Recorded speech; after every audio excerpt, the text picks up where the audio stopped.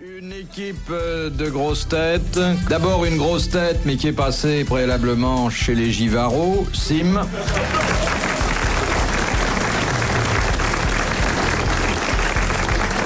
J'aimerais vous dire que tout n'est pas à l'avenant.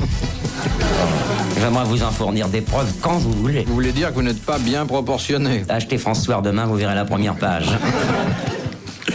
Autre grosse tête, une de nos dernières recrues et sans doute une des meilleures, Patrick Sébastien.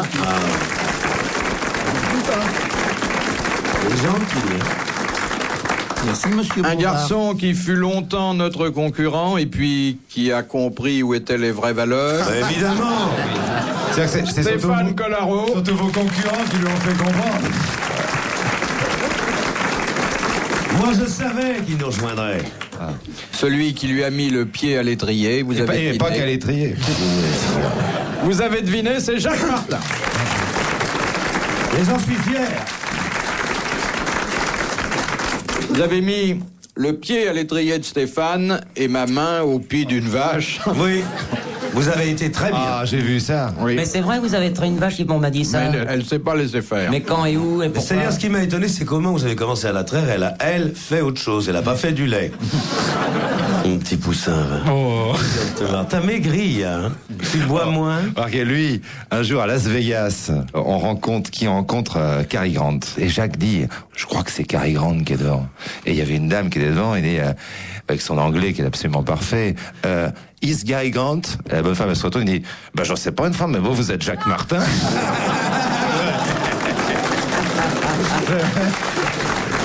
Ah, c'est belge. On a souvent des surprises à l'étranger, hein. Et moi, j'ai eu mon accident de voiture. Je partais en tournée. J'ai mon pneu avant gauche qui éclate. Et je me retrouve après 17 tonneaux allongés, tu vois, ayant réussi à mettre ça de 17 la voiture. tonneaux, même Stéphane, quand il buvait, on n'en a jamais mis autant. La Ah, phase. mais il exagère toujours un peu. Non, il y avait 17 tonneaux. Vraiment, la voiture était... J'étais allongé sur l'autoroute, dans la bande de terre qui sépare... le La centre surface de France. réparation. Oui. J'étais là, et les premiers visages que je vois à l'envers, c'est un couple qui me dit « Oh, Jacques Martin, ça fait plaisir de rencontrer une personnalité. » Je jure, c'est vrai.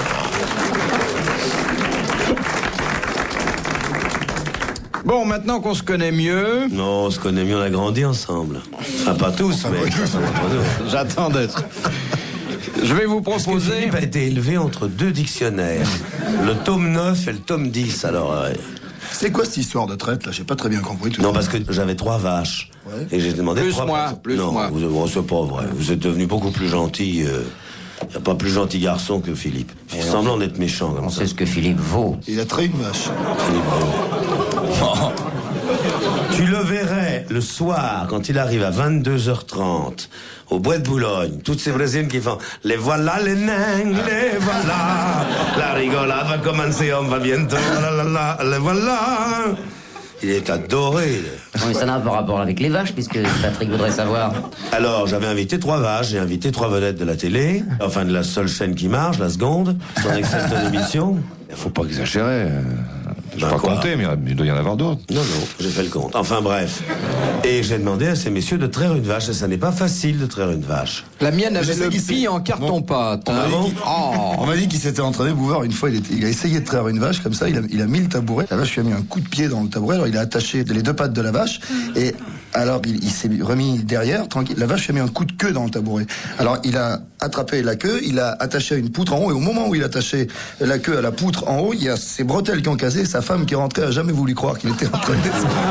Pareil que c'est vrai. Pareil, c'est vrai. Ah oui, c'est ça. Non, Ah, mais ils ont en traire. fait, c'est très dur de tirer traire. quelques gouttes à un animal comme ça. Vous avez bien tiré où il fallait.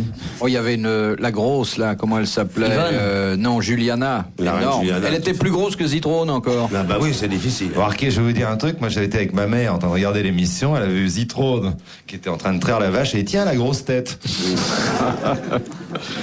Bon, mais enfin, c'est une bonne chose dans la mesure où, désormais, j'aurai la plus grande considération pour les gens de la campagne. Mais oui, Car parce ce qu'ils que font c'est est pas beaucoup facile. plus dur que ce que nous faisons à la ville. Hein. Marqué en France, à Paris, il y a un mec qui sait traire. Regardez Fabius. Ah oui, Ça, Oui. autant vous dire. Et ça fait que commencer, d'après les résultats de notre balance commerciale, j'ai l'impression que cette année... Hein, il le lève à tourner. Oh là.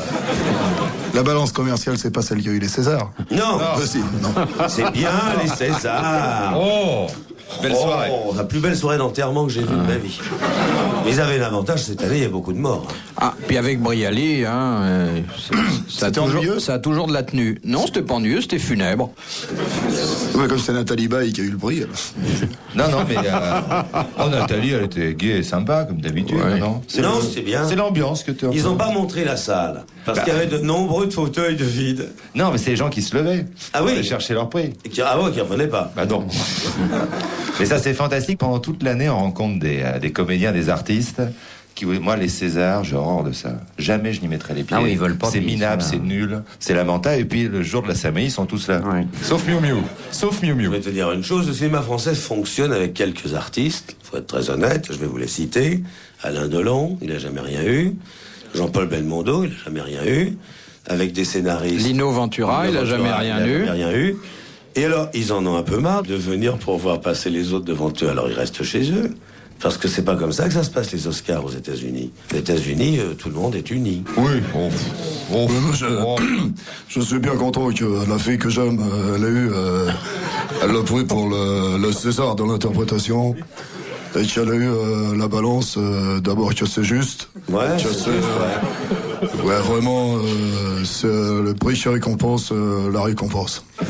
Mais dis donc, Johnny, Johnny, ça doit changer ta vie quand même, parce que c'est une comédienne, c'est une intellectuelle. Oui, c'est bien, je veux dire... De quoi vous parlez? Hein? Maintenant, avec Nathalie Baye, Johnny sait où se mettre. Ouais. Moi, je veux bien. Voici la première citation que nous devons à monsieur Audejean de Lyon, qui a dit « Afin d'être moins traumatisé le jour où je serai impuissant, j'ai décidé de m'abstenir de tout rapport sexuel. Ah, Non, c'est c'est philosophie, ça.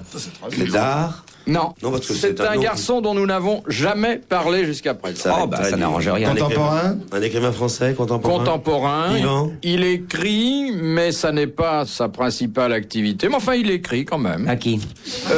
Il écrit au public. Il est vivant. De Vos. Un journaliste. Il fait ça dans les journaux. Et qu'est-ce qu'il fait d'autre? Du cinéma? Ah, c'est un auteur de bande dessinée. C'est plutôt un auteur de dessin que de De bande dessin, dessinée. oui. Faisan. Faison? Non. Non. Non. Cabine. Volinsky. C'est Volinsky. Volinsky. Très bonne réponse de Jacques Martin.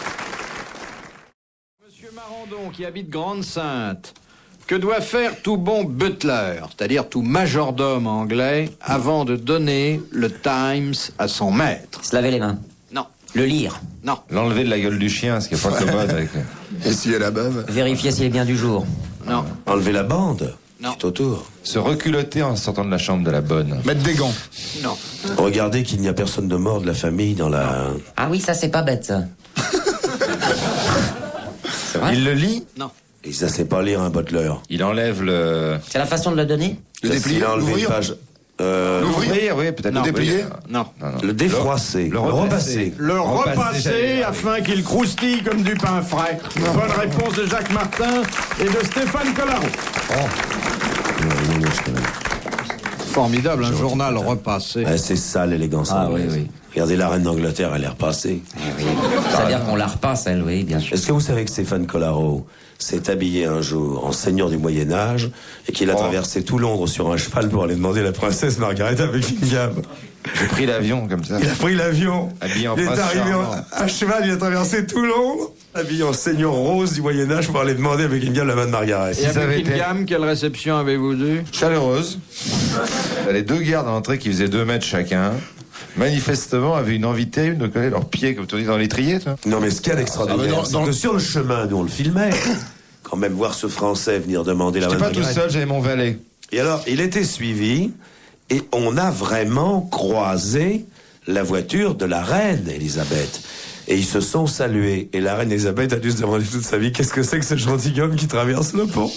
C'est gentil, ouais. Moi, j'ai fait une émission de télévision en Belgique, à Liège, et j'étais habillé en marquis Louis XV. Et j'étais habillé chez l'habitant, juste en face du studio, parce qu'on était trop nombreux. Quand je suis arrivé à l'entrée du studio, j'étais habillé en marquis Louis XV, perruque poudrée, tout ça, et le garde belge m'a fait Est-ce que vous faites partie de l'émission? Vous ne pouvez pas rentrer sans ça. Hein. Mais moi, on m'a raconté hier soir une histoire qui est arrivée à Régine dans une soirée. Où elle est partie à une soirée avec une robe qui clignotait. Non, c'est plus beau que ça. Elle était à dos de chameau. C'était un bal Barclay. Ouais. Et elle était déguisée en Scheherazade. Ouais. C'est-à-dire qu'elle est arrivée sur le dos d'un éléphant. Ça, elle peut se déguiser en Scheherazade quand on sait ce qu'on paye chez elle. Scheherazade. Ouais. Et elle était sur le dos d'un éléphant. Bah ça elle avait une l'inverse. robe des 1001 nuits et elle s'était mis sur toute sa robe des clignotants comme on en met dans les sapins de Noël. Donc elle avait quelque part dans sa robe une pile et elle faisait... Il y a une voiture qui arrive, l'éléphant effrayé fait un faux pas, Régine se casse la gueule, on la transporte et elle arrive à l'hôpital. Et à 1h du matin, elle tombe sur un interne et elle fait « J'étais en éléphant, j'étais en éléphant dans le bois de Boulogne. » Je me suis renversé, il faisait « Oui, oui, il fait le gars qui lui a fait une piqûre. » Non, ça n'est pas sérieux de ma femme qui arrive déguisée en sapin de Noël qui dit « J'étais dans le bois de Boulogne sur un éléphant. » Et ça m'est arrivé, moi, quand je faisais la baronne de la tronche en biais, j'avais un gala à faire à Versailles et j'avais pas eu le temps de me changer. Et j'ai crevé, enfin, bon, pas moi, bien sûr, mais mon pneu de voiture a crevé dans le bois de Boulogne. Et je suis sorti habillé en baronne avec mon grand chapeau. Et il y avait des putes qui étaient sur le trottoir qui m'ont... Dis quoi? Salope! Qu'est-ce que tu viens faire ici? C'est notre territoire, il faut pas venir et tout. Il y a eu un panier à salade qui est venu parce qu'on s'était crêpé le chignon. J'avais pas eu le temps d'enlever ma perruque pour montrer que j'étais un peu dégoûté. De toute façon, c'était pareil. Hein. Et j'ai été embarqué par les flics qui m'ont accompagné au gala, dis donc. Et ce Martin, ce qu'il m'a fait faire, je vais te dire. Oui. Il m'a fait attaquer le ministère de la Guerre en armure. Authentique, j'étais tout seul dans la rue. Et alors, j'avais été bouffé en armure, on pouvait pas la retirer. T'as déjà bouffé en armure? Tu vas pas savoir ça. Et ils m'ont décoincé en sortant de table. Et vous chantiez C'est mon home. Oui, c'est mon home. Et le pire, c'est qu'il y a les plantons au ministère de la Guerre qui me voient arriver en armure. Ça faisait un bruit dans la rue, j'étais tout seul. Surprenait. J'étais sur un trottoir, il y avait la caméra de l'autre côté. Et ils ont été fantastiques, ils ont fermé les portes à clé. Et je tapais dans la porte en disant « Ouvrez, bande de lâches !» Et quand t'es arrivé en sidecar à l'Élysée, déguisé en jeune Algérien, racontez. Non, vas-y. Le président de la République était parti en Algérie, et au moment où il décollait, nous on avait planqué nos caméras, et sur une moto à sidecar, Tatane arrive, il était en jeune Algérien avec la gandoura et il dit « Bonjour, je suis l'arabe au père ». Alors le brigadier fait quoi? Ben oui, comme le président est parti, il y a un échange, on envoie un Algérien au père. Et le mec dit « Attendez, je vais me renseigner ».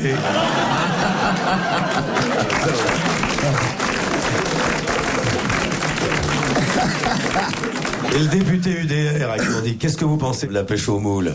C'est le ministre de la Marine Marchand et qui répond « Chaque fois... En tant que député maritime, chaque fois qu'il est question de moules, je me sens concerné. » Alors, il y a un moment, on n'a plus pu sortir, Philippe. Non. On a cessé faute de combattants parce qu'on a été repérés partout. Question de Monsieur Corcodel de Paris. J'ai très bien connu Maurice Corcodel, qui tenait une mercerie lingerie, 125 chemin du Devoir. C'est un brave homme. Sa fille aînée était entrée comme receveuse au PTT. Tu te souviens de Maurice Corcodel? Oh, très bien, oui. Qui en avait fait une totale après la naissance de son premier. Alors, c'est marrant parce que... Qui avait épousé Corrichon François. Quand Bouvard s'apprête à poser une question et que tu commences à raconter la vie de Maurice Corcodet, il a un peu mal à la tête, là. Il se frotte. Ça fait un moment qu'il voit plus, là. Hein. C'est la première fois que je fais une émission avec Red Charles, regarde-le. Ça fait 4 fois qu'il reprend sa respiration pour placer un mot et... Ah, c'est dur, avec Monsieur Martin. On a intérêt à réserver chez Cook 15 jours à l'avance. Je peux vous aider, Philippe? Non. Allez, laisse parler, Philippe. Mais c'est dur de la placer avec lui. Allez, Mais parce que j'ai toujours serré les jambes.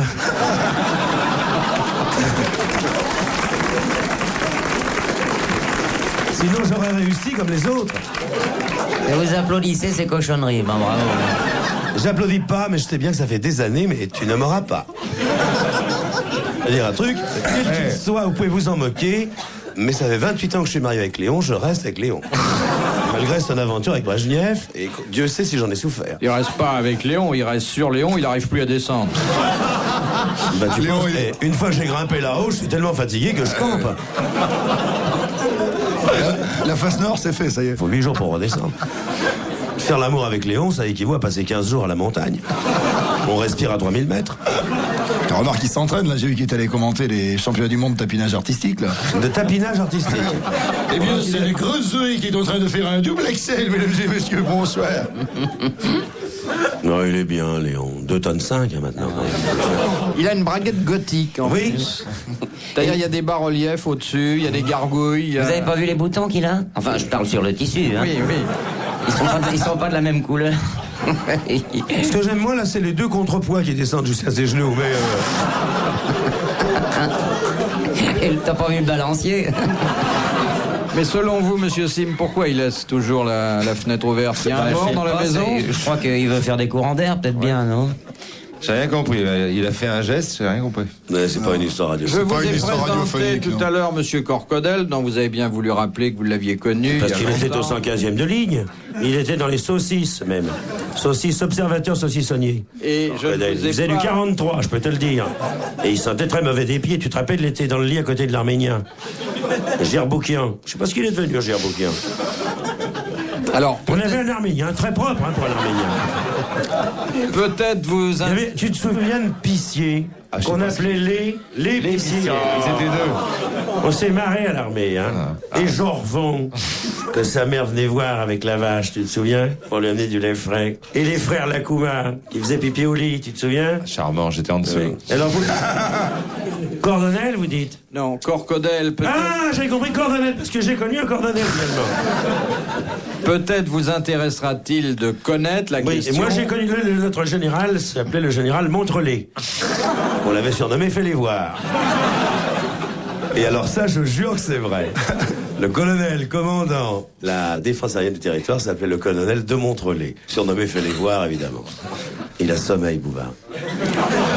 Ferme tes yeux, je vais veiller sur toi. Prends mon sein une dernière fois. Non, il y a... C'est ta mère. Vous voulez que je la batte?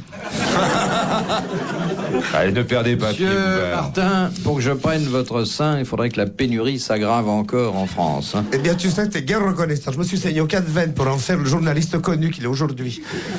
Je me suis saigné aux 4 veines. Combien de fois je me suis privé d'acheter mon journal Intimité pour qu'il y ait un beefsteak? Tu sais, t'es vraiment pas reconnaissant. Mais tu sais, tu peux me mettre chez les sœurs si je te dérange. Hein. Je sais très bien qu'à mon âge, je ne sers plus à rien, mais débarrasse-toi de moi. Prends mes meubles pendant que tu viens. Saigné aux 4 veines.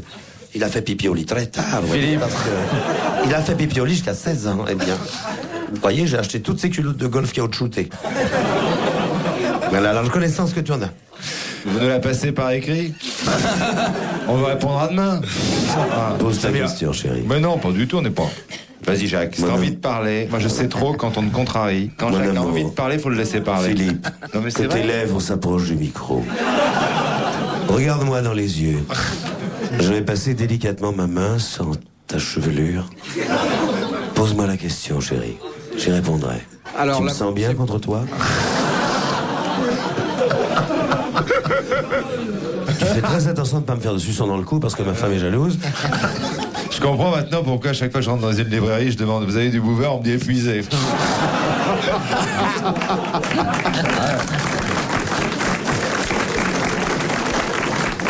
Pose ta question, mon petit. Je vais la poser par surprise, tu vois. Tiens, Jacques, si tu buvais un coup. Allez vite, Philippe, vous avez 2 secondes. Qu'est-ce que me... Bah, attendez. Il s'en souvient même plus. Oui. Qu'est-ce que la dichotomie en médecine?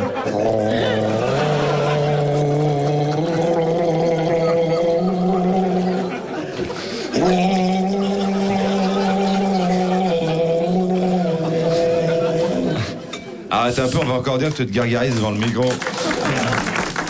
Alors, faire de la dichotomie en médecine, c'est être condamnable parce que c'est favoriser, par exemple, tel pharmacien, tel masseur, c'est renvoyer la balle et c'est condamné par la médecine. Et généralement, c'est aussi partager ses honoraires avec Partager un ses honoraires autre avec médecin un autre qui vous médecin. a indiqué le malade, qui vous l'a Voilà. envoyé. Ça se pratique couramment. Bonne réponse de Jacques Martin.